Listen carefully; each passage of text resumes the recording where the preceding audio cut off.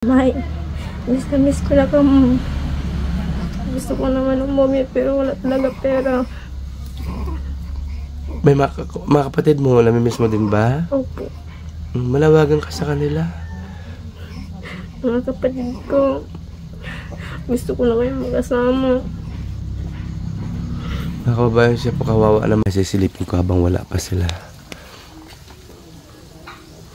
Ito po yung bahay nila. Kawawa naman. Tao po! Tao po! Ay, madam! Good afternoon. Ayun din po. Pwede ako pumasok? Opo. Sige. Ano yan? Anak ko po. Ay, ilang taon na yan? 2 months pa lang po. 2 months? Ito? Mag 2 years old pa lang. O sige, ay, alam, natutuwa. Ay, hello. Kamukha mo, ang ganda ng mata. Pwede kita makausap? Opo. Po tayo kasi nahirapan ka yata. Madam, kumusta ang buhay mo dito? Okay lang po. Ha? Okay lang po. Alam nyo ba na dati ako ngayon? Hindi po. Akala ko po kahapon po. Ay, okay. May nag-chat sa akin pero may sakit kasi ako kaya hindi ako nakapunta dito kahapon. At saka malakas ang ulan sa lugar namin.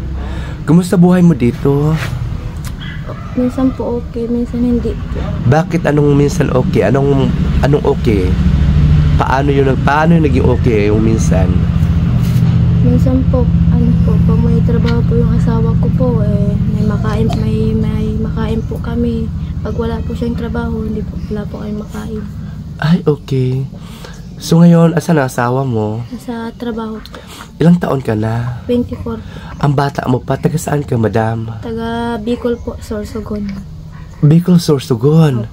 Ang mister mo ang taga dito sa Isabela, Cabagan. Ilang taon ka na? 24. Opo. Ang asawa mo? 28. 28. Tapos ilan ang anak nyo? 4. 4? Ay, ibig sabihin yung dalawa dito sa'yo pa? Opo. Diyos ko, Lord. Hello, bebe. Ito yung higaan nyo? Opo. So, dito lang kayo nahihiga. Ano man yan? Simento? Opo. Walang sapin? Yan lang po. Yan lang. Malamig yan sa likod ng mga bata. Magkakasakit ang anak mo dyan. Dapat kahit pa paano may karton. Mga kababayan ko, napansin niyo po ang bahay po nila. Ito lang po, sako-sako, tabing-tabing siya. Tapos ito, wala pang sala paggabi. Ito yung kusina, mga madam. Kawawa naman. So, tita, 4 ang anak mo. Hindi kayo I'm sorry sa tanong ko, ha. Opo. Hindi kayo nakapag-control. Hindi po. Pero napapakain nyo naman na mabuti ang anak nyo. Napapakain naman po. Oh, pero medyo nahirapan talaga. Mahirap talaga. Balita ko ngayon, hindi pa kayo kumain. Hindi pa kayo kumain? Hindi pa nga po. Ano yung niluluto mo? Napapait po ng tubig po. Mga kabahan, ito pa yung ano niya, oh. Niluluto niya. Tubig ito? Itong kaldero. Oo nga. So tapos, gaano kaya ang buhay mo? Sobrang hirap. Kung sakasakali may tutulong sa mga kababayan natin, anong sasabihin mo? Magpapasalamat po. Manawagan ka sa kababayan natin, baka mas may makatulong pa siya na higit pa.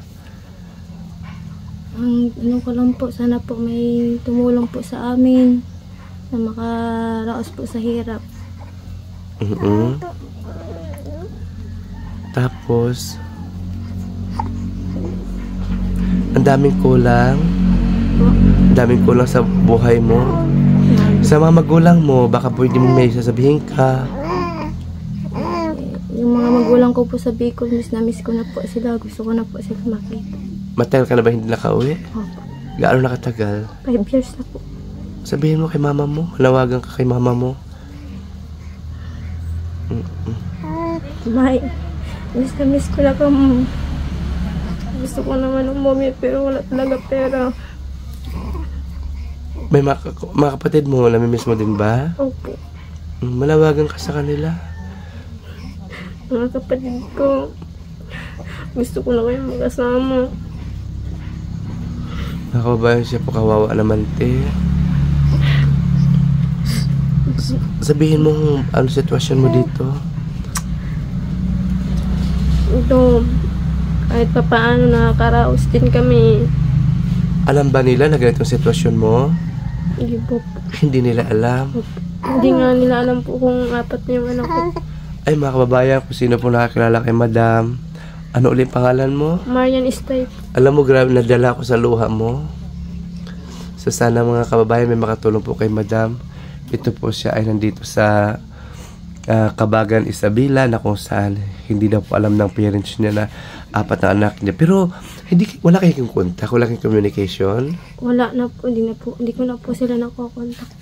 Wala Sige. po kami kasi cellphone. Wala pati cellphone, wala. Pero mga bata, nagagatas pa ba yan? Sila po, pag gusto niya po magatas. Ito 2 months pa lang. Kunin mo akong ninong ha. Tinatawa lang kita kasi yung luha mo, naiiyak din ako. Sige ha. Bibigyan ko siya konti ha. Sandali. May pabigay po sa atin. Ito grocery. Ito grocery. Salamat po. At, ayan, salamat po. May pabigay po si Peter Tulyao. Peter Tulyao is from Barangay Dalina, Sitio of Flaviano. Siya po ang nagpabigay nito sa inyo ha. Kasi tinawagan nyo kahapon, pinakita kong pictures ninyo. At saka mayroon tayong biscuit. Ito 2 biscuit para sa mga bata. I'm sorry. May mga noodles tayo. May mga noodles tayo. At may gatas ang bibi mo. And of course, may kape at may asukal. Okay. Galing po yan kay Sir Peter Tulyao from Flaviano. So, magpasalamat ka kay Sir Peter. Maraming salamat po sa binigay niyo ng tulong sa amin, mga pamilya ko po. Okay. Bebe, okay lang kayo dyan? Sino panganay? Lalaki? Tapos ito yung babae. So sa nanay mo, kung sino po makakita sa inyo, sana po mapansin po ang anak nila. 4 na po ang apo ninyo. So Madam, maraming salamat sa time mo ha. Mag-pray tayo na sana higit pa na mas may makatulong pa sa'yo. Lalo na yung bahay mo barong-barong at 4 yung anak mo. Puro sako lang po talaga, oh. Then, ang higaan nyo po, ang higaan po nila, Madam, ay ito lamang po. Ito lang po talaga. Oh. So, manawagan ka kay Madam Grace. Baka matulungan ka, Madam Grace. Baka naman po manawagan kay Madam Grace. Madam, baka po may tulong kay sa akin. Madam, baka may itulong po kayo sa akin. Maraming salamat po in advance. Po. O, sige ha. Madam, hindi ako magtatagal ha. Ano ulit pangalan mo? Marian Stipe. Marian from Sorsogon, Bicol. Okay, maraming salamat ha. Pagpasensyahan ka na sa dala namin ha. Pero hopefully na makabalik kami sa'yo. Higit pa ito madadala namin ha. Salamat. Maraming salamat po. God bless. God bless.